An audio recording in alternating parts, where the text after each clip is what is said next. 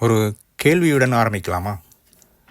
நம்முடனும் ஒருவருக்கொருவர் மற்றும் உலகத்தினுடனும் சமாதானமாக இருப்பது ஏன் கடினமாக ஒன்றாக இருக்கிறது? தட்டையான மற்றும் அமைதியான மற்றும் தூய்மையான ஒரு ஏரியை கற்பனை செய்து பாருங்கள். அது மிகவும் தெளிவாக உள்ளது. காற்று வீசினாலும் அது மேற்பரப்பை மட்டுமே அசைக்கிறது.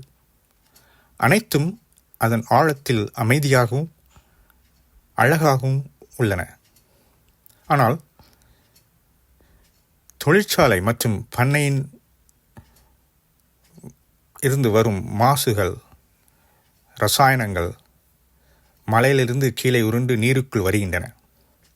அது மேகமூட்டமாகி சிறிது குமிழியாக தொடங்குகிறது. இரசாயன எதிர்வினைகள் நடைபெற்று தூய்மை இழக்கப்படுகின்றது. தூய்மை தொலைந்ததால் அமைதி இழக்கப்படுகிறது. மனித உணர்வும் அப்படித்தான். நாம் பிறவியிலேயே அமைதியான மனிதர்கள்.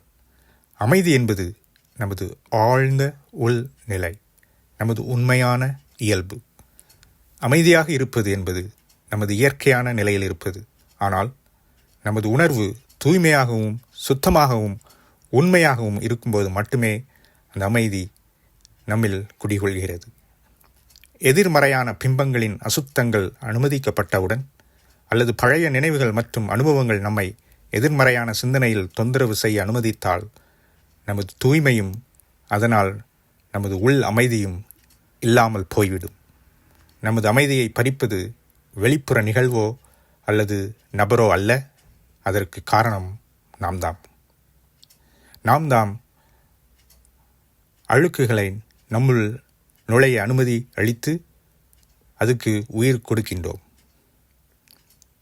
உங்கள் மனதையும் இதயத்தையும் அனைத்து அசுத்தத்திலிருந்து நீக்கினால் அமைதி எப்போதும் உங்களுடன், என்னுடன், நம்முடன் இருக்கும்.